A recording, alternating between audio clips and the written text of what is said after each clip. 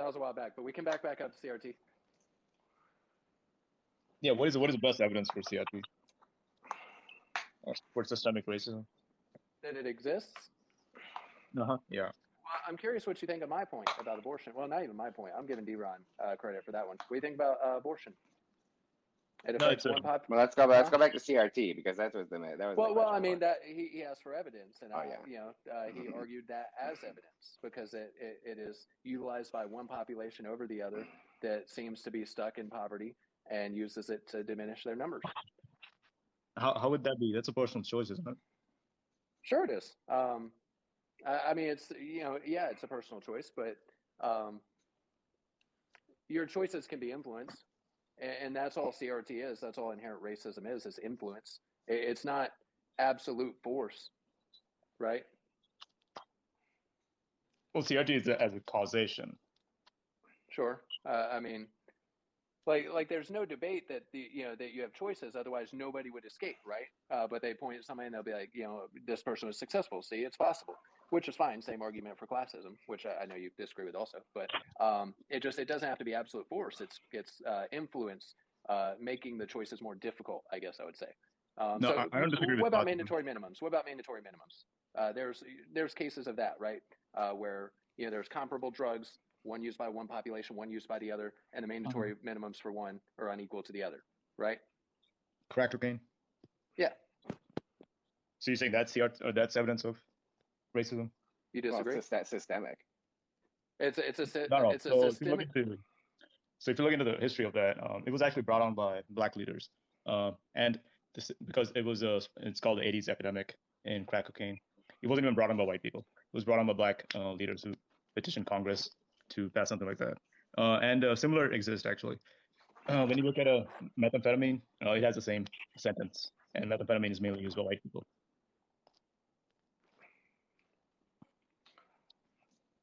Apparently, we got. I just found that the way. I mean, sure, but so what other? So do you think there's no aspect of systemic racism at all, or do you think that there is some, but I want to know, what do you guys think is the evidence? So, what's your argument against redline communities? The fact that, and I'll say, I know you heard me mention that, the fact that communities have kind of shuffled together. Sure, there might be an inherent, what's the word? Not desire, but inherent nature to do so. However, we certainly helped that along with, as we segregation, things like that, I think just resulted in populations being together. And when lack of funding goes to those populations, of course, we see the effects now. So you think they have lack of funding right now? Many communities, yeah. As compared to white communities? Yes, I see it. I see it where I live in Chicago. I think you could, on a countrywide scale, yes. And so also CRT, like in essence of what it is, it's teaching history. It's not necessarily like focusing on present day. I mean, if it's focused on present day, they could focus on the effect of the cause of previous. Now, I will say, I don't. No, they don't separate it. So that's one of the biggest myths around. So they don't separate it. So they teach something, right? For example, redlining. Then they say, okay, this is the actual reason why today something is the case, right? They don't separate the issues. Teaching history is one thing, and no, I don't think anybody's against that. At least I'm not. But when you argue that is a causation, that is a different story. Well, you don't think that there's causation of stuff that we see in society right now from previous actions? Yeah, what is evidence for it? That's what I'm asking. He said he does well, but he's not going to tell us why he believes it. He wants us to prove it to him.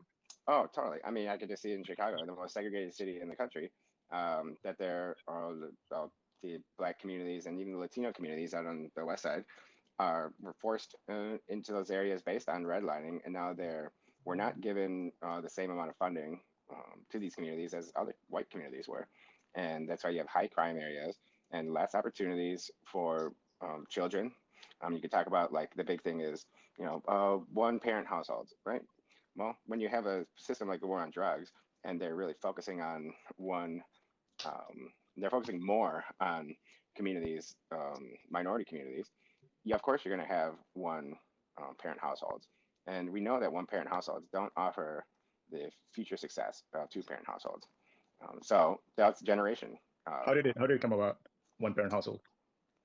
Well, Nixon created the war on drugs, and the Reagan administration really put it into force. Not all. you also have to include how Hold on, women. really quick. Sorry, I got to divert for a second. JMG, I see your comments. You're not muted, unless you're the same guy who said liberals are racist. And that's the thing. I want you to calm down. I'm trying not to get blocked. If that was you and this is count number two, no harm, no foul. Don't say things like that. I'm trying not to get blocked. It's not about having a different opinion. Call me a prick. Call me an idiot. Whatever. See, there you go. Don't mute him. He's gonna have to count 3, 4, 5 and come in and just, dude, please. I'm trying not to get blocked. Okay. All right. I mean, sorry, he said liberals are racist. Anyone can be racist. That's fine. You let's can address say the- POS, all that. That's fine. Just like calm down. Go ahead. Okay, referring back to the point, you also have to include the fact that after a majority of black leaders died or were assassinated, the women's liberation movement, which was pushed majority by white women, tended to include black women, which gave them a sense of superiority over the black male. And then you got to think about Section 8, things like that, how whenever black women apply for these things, that they are legally not allowed to have a male in the household to benefit from those benefits. Yeah, welfare. So that's exactly what I was going to. He said drug war caused single parent households. So we have statistics going back to slavery. Gutman has done the numbers on this. So black families stayed together even through slavery and Reconstruction and Jim Crow era. The rate is pretty low single parent household. Then under LBJ came the welfare state, the Great Society. This incentivized, of course, poor people to poor mothers. If you're a single mother, you qualify for welfare. And then of course black people tend to be poor. And this has resulted in about 76% of black children born out of wedlock. And it's also increased for whites. Now it's 40% for whites. So that is the reason. It's not war on drugs. So we could hold on, no. let's- There's definitely a correlation with war on drugs, but we could also agree that the welfare system isn't like a great system in general. Hold on, Yeah, absolutely. Guys, I don't mean to cut you guys off. USAF nurse, we're not placing the blame on you.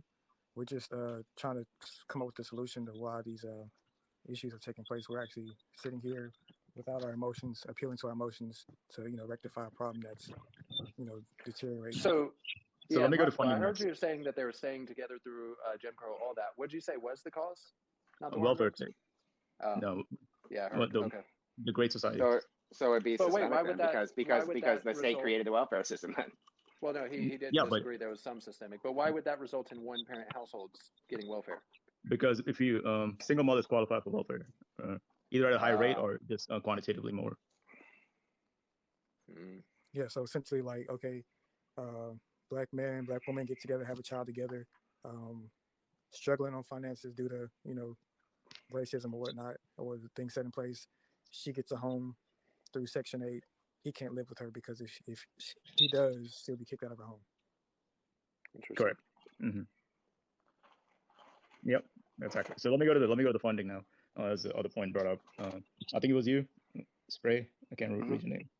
Okay, so I know every state does this. I can only speak from numbers to Texas, but I would just generalize here for Chicago and Illinois, which by the way has one of the highest spendings in the country on a per student level. So what states do is you have 3 levels of funding. You have district, you have state, and then you have federal. All the states, what they do is when you have lower income properties because you have the property taxes, when the funding raise is low, they set a minimum bar. Like in Texas, they're around 6,000. They say, okay, if your district does not raise this amount of money per student, we're going to match it. So when you look at the national level, only 17 states are not able to adjust this level. So majority of states send money in a way that poorer neighborhoods, poorer districts get more money than richer districts do. And of course, poorer districts tend to be more minority. I would not agree that the funding is similar. Well, you can look at statistics. It's based on what you're talking, like based on like property taxes. Yeah, property taxes get kind of normalized, right? So if there's not enough, they raise it. So the state will send funding. No, property taxes are based on the local community of what the house value is. Right. Yeah, I'm not. And those go back into the local community. It doesn't go to the state. No. Okay, I didn't. It goes on a county level. Okay, you're not getting in. So if say for example property value is even 0, the district has raised no money. The state will send money, so there's a certain level. So let's say, like the example I gave in Texas is around $6,000 for a student. So the state will send that additional money. State will match. So there's a minimum level. Yeah, then but there are other. But the communities that have the higher income and higher property taxes on them are able to spend more money in addition to whatever the state is given. If you're saying that's on an equal level. Sure, but how is that racism? Well, it's not racism because the local communities make more money. It's It's the systemic thing of just how these people got into certain areas. That comes back to the redlining aspect. You can get into certain areas, but that doesn't. So if you have, I mean, if there's maybe now there's more opportunity, but there was a lot of things that way back in the day of communities not being like black communities not being allowed. They weren't given loans by the banks. Are you And that's saying a there's big thing. systemic racism now, or are you saying there was systemic racism back then? He's mean- saying the systemic racism back then affects them now. We'll see the But systemic how does it affect it? That's what I'm trying to find out. the systemic If- racism for back then. If you live in a nice, oh sorry, go ahead. Those who were in power back then are either still in power now, or they transfer that power through inheritance through other children and whatnot who share somewhat similar values. So therefore, the people, who have most of the control in this country, essentially still hold the same values, similar to their fathers or fathers' fathers. So And you're almost like saying that we won World War II, but that has no effect on our current status as a country. What? You're pretty much saying that there's no cause and effect. Yeah, he's pointing towards a positive effect in this case. Obviously, we can see the positive effects of winning World War II. We're a world superpower now. So and I was going to make. No, how long does it last? So I'll give a very clear example. So it's not perpetual. It's not infinity. So yeah, I'll give a perfect example. So Japanese Americans were taken and put into internment camps. So we can track that. We can track their income, and there was a drop, right? But that drop lasted a few decades. Then it normalized. It's kind of like having a recession, right? Countries have recessions, societies have recession. There's a drop, but then it goes back to normal, right? It doesn't exist in perpetuity. It's not infinite. So that's what I'm trying to find out. What is evidence of things that have happened having an effect today? It's just inherent entitlement, man. Like people, generation. Do you think people of color are just complaining because they like to do it? You gotta understand, like I don't respond to straw man nonsense questions. For specifically black people in America, they've dealt with these situations for a lot longer than immigrants who've come into this country. So to see an immigrant, being more foreign and having their own sense of culture and knowledge of who they are, they're more humanized than a black person whose ancestors, in which yours may have enslaved. So let's take African immigrants or immigrants from Caribbean. They're still black. Why do they have? When we look at their incomes, they by the way come here. They don't speak English except for Caribbean, I guess. Most Africans come here don't even speak English. Why do they have when we look at the incomes? Why do they have a higher income than white people do? Well, they're not coming from a systematic oppression. They're not. Oh, but if system is but racism exists, right? It's not like racism going to be picky. It's not going to be like, okay, I'm just going to discriminate against black people born here. Well, did you not see the interviews where when all these news reporters from predominantly European countries thought that the mortality of Europeans was far more severe and more tragic than what's happening in Syria and Middle Eastern countries? What does the perception have to do with it? Well, I think it has to do with when you're in a community, it's much easier. It's like you're talking about someone coming from the Caribbean to here. They don't know anyone and they don't have any background. They're coming to a new place. But when you're a part of a community and that's kind of the culture that you just have of you're getting a different start. And I mean, you can say the same thing with white people in Appalachia. Like it's hard for people to escape their own communities that they're with. If anything, is the other way. So one of the biggest, hardest hurdle I would argue is there's a language barrier. If somebody comes here, even if somebody speaks perfect English like Caribbean and has an accent, then they're viewed as foreign. That bias and that I guess xenophobia is much stronger than I would argue than any other. Xenophobia. I think xenophobia exists as well. Correct. So I would say, so why do we not see that in the evidence? So why do they have a higher? Let's say Nigerian Americans. Why do they have higher incomes than white people do? My best friend is actually Nigerian, and his argument was that when Nigerians come here, they've already separated themselves entirely from African Americans, don't even claim similar lineage, because the way in which the culture has been shaped from African Americans, or for African Americans, has been so distorted, in which they don't even want to recognize themselves with that situation. And since the past is so harsh, they don't want to be connected to it. And so, you're making a different argument than racism. You're saying the culture. And by the way, it seems like you're driving everything off of you're driving everything off of like data numbers, and you don't want to look at anything as like a complex issue. Data is exactly how you real what? You don't like there is data doesn't lie, sure, but also the way data is collected and the way you want to view it, it can be skewed in lots of ways. If you have data doesn't lie, 2 + 2 is always 4. We know that. Okay. Can you give me any evidence or any data I'm giving that is skewed?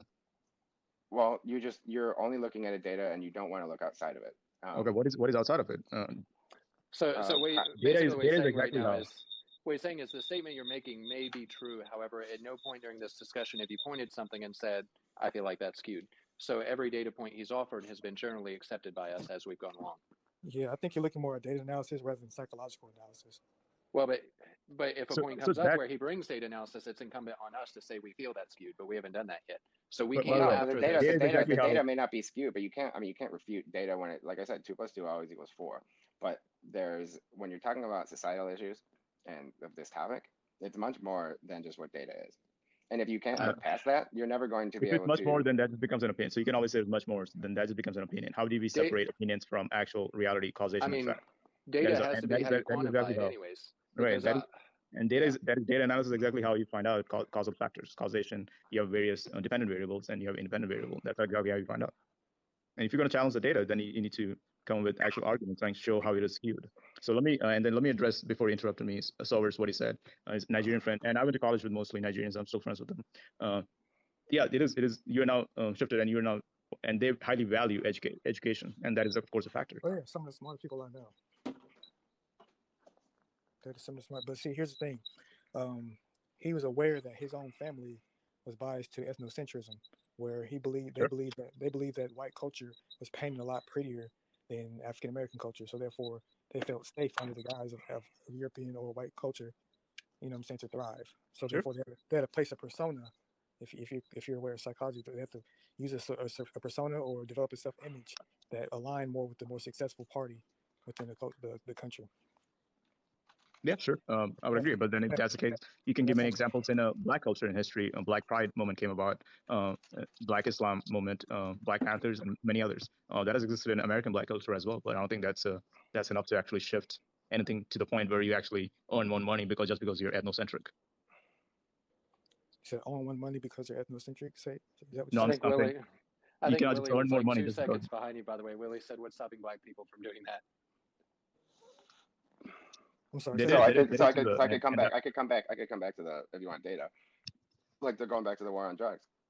The data is blacks and white use pot at the same rate, but blacks have been arrested 4 times more than white people.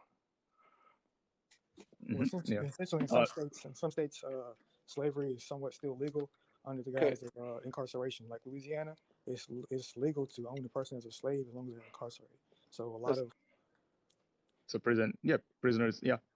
What well, is this that? is where I was going to skip to the right for a minute and say, could it not be argued that white people do it in a more closed and more subtle way, which results in them not being arrested for it? I don't think. I Because mean, again, correlation, causation, like, is that because we're inherently racist, or is it because more of them just happen to be getting caught? That's I mean, also part. They usually. can you put data on how a police officer chooses to do what they do? What do you mean?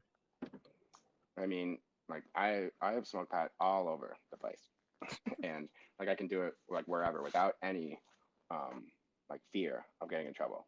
Mm-hmm. Now, the like person of color in the same situation does not have the same um, liberties, I guess you would say, that are offered to them by how the police approach them. Could be, And when but you put someone in dealing with the state and law, whether it's prison or just how much financial burden it is, you right. and they it teach puts you them a behind. profile whenever you become So in we're not office. comparing apples to apples. Then, if you're talking about financial situation, you need to take a poor white person and poor black person. Well, I mean, I think it's all fact. I don't like the police doing it with anyone. I mean, white people are also affected by it, but not as a larger rate. What we need to do, look, the rate isn't actually part using. I think most states have like a minimum you need to carry a certain amount before you even get they That's even not true. challenge you. That's not true. Yeah, that is very much as many states that is the law. And No, so that's not. it's skewed towards. Okay, we can go I into mean, your well, it unequal. hasn't been. Are you talking about like legalization of marijuana? This stuff has just happened in like the past 15 years. Yeah, throughout history, like it's skewed towards pot dealers. That's who get arrested more. So now the data we need Oh, to look at. that's not true. Do you know how many people, like black people compared to white, are in prison for personal use amounts, and nonviolent people? As compared to whites? Yeah, No, tell me. let me look it up. I know it's. I mean, I have to check stats Okay. here. Yeah. Well, while he looks that up, I'm going to give you an excerpt right here from Martin Luther King himself. It says, I have almost reached the regrettable conclusion that the Negro's great stumbling block in his stride towards freedom is not the white counselor or the Klan member, we'll say that, but the white moderate who is more devoted to order than to justice, who prefers a negative peace, which is the absence of tension, to a positive peace, which is the presence of justice, who constantly says, I agree with you in the goal you seek, but I cannot agree with your methods of direction or action, who paternalistically believes he can set the Is that the time. riot code one? Say again? Is that the one with the code, riot is the language of the oppressed? I don't believe it's the same. No, that's not the same code. No, it's not. Okay, sorry, then continue. Says who paternalistically believes he can set the timetable for another man's freedom, who lives by a methodical concept of time, and who constantly advises the Negro to wait for a more convenient session. Ultimately, King wrote that shallow understanding from people of goodwill is more frustrating than absolute misunderstanding from people with ill will. So it's a lukewarm acceptance. For some reason, people who argue against this issue feel that they have some sort of godfather or parent stool that they can stand on to allow another grown man or grown woman to have whatever freedom they need under their parental guidance. It's like you can't understand unless you go through it. In a sense, you can try, but if you're trying, that's pretty much all you can do. But if you're sitting here trying to refute it, that's just inhumane and very unempathetic.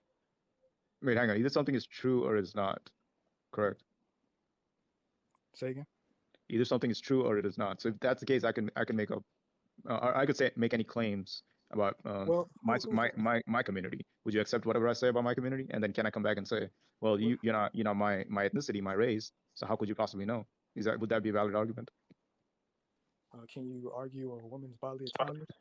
I mean, what do you have to say? I mean, of course, you're gonna know more about what your community is.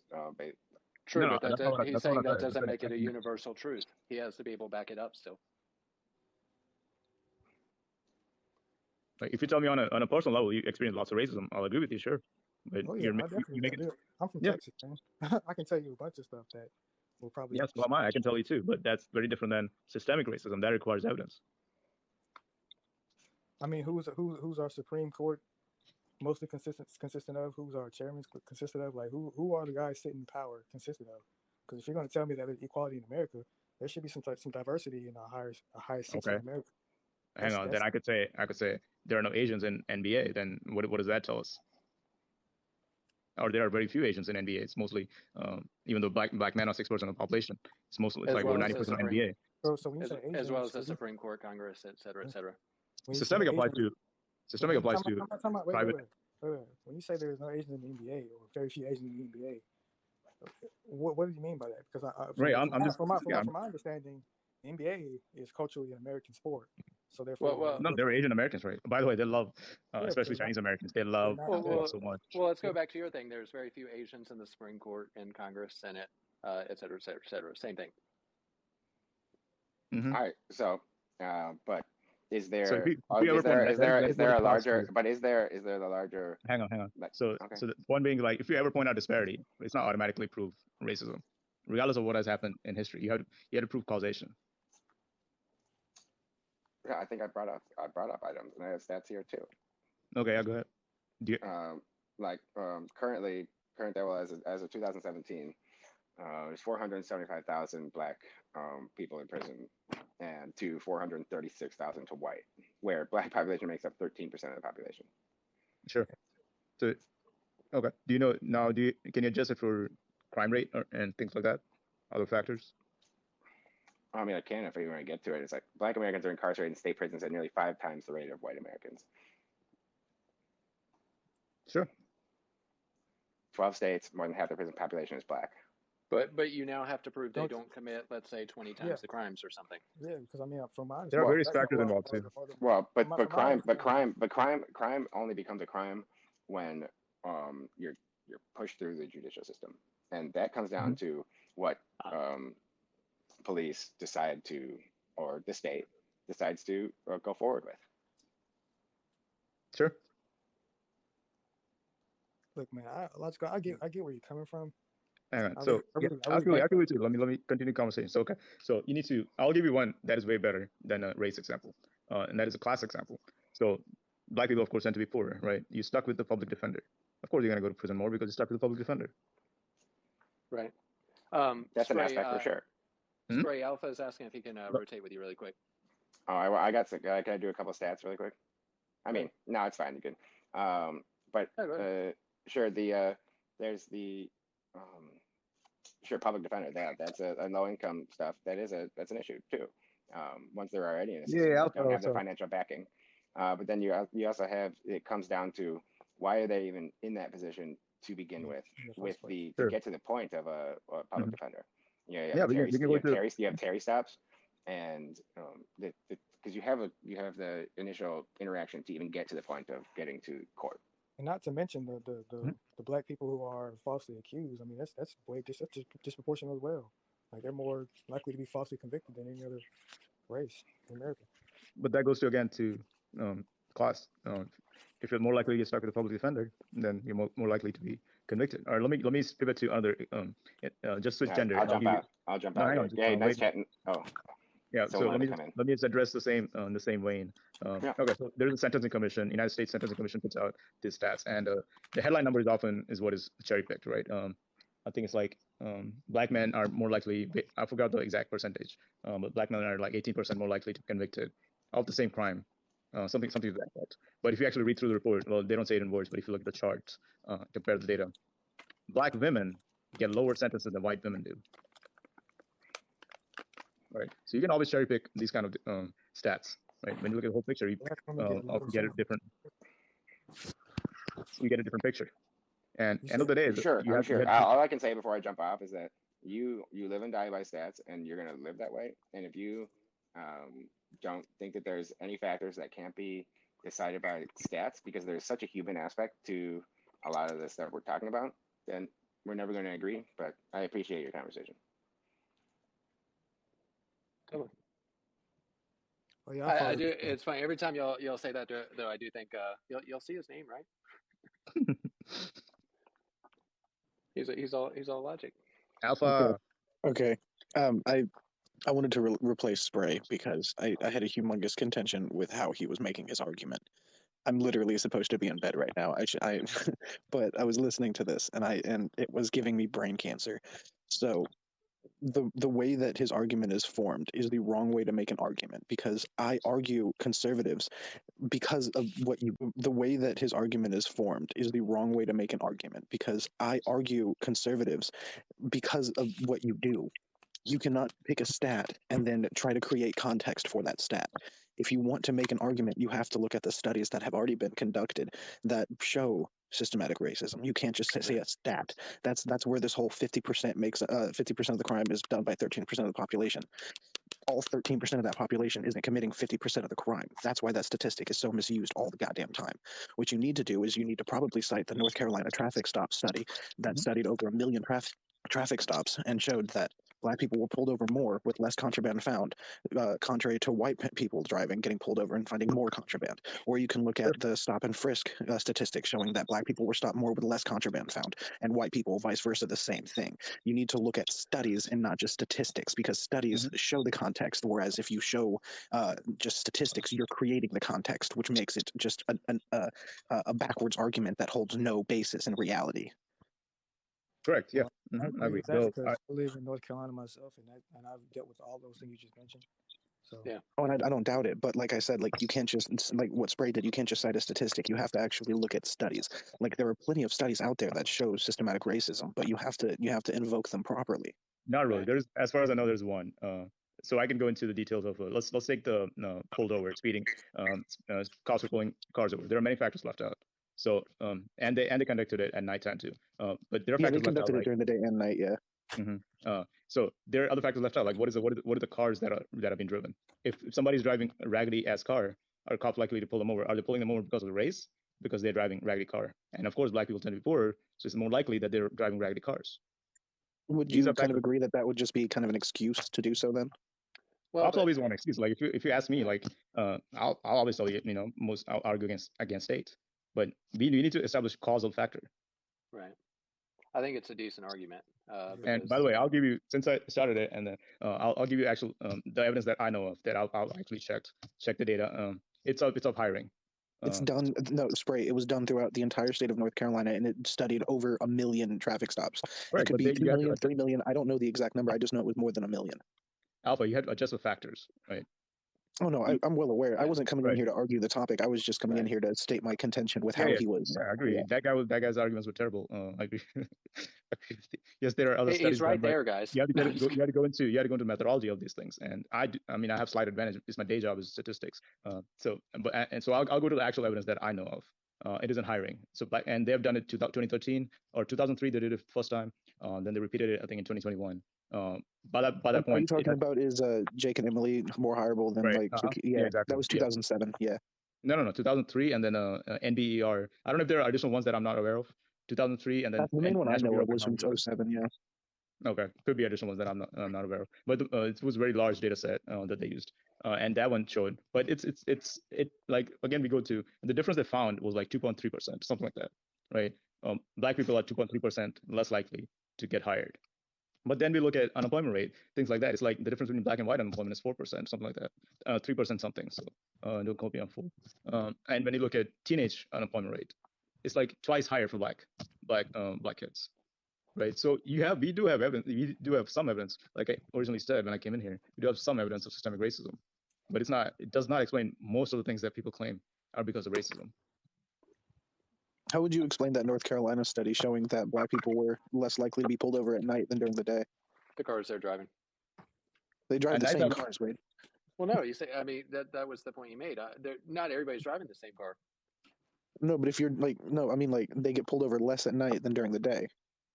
This is just my theory. So yeah, nighttime, I would say you cannot just see the car at all. So it made no difference, I guess.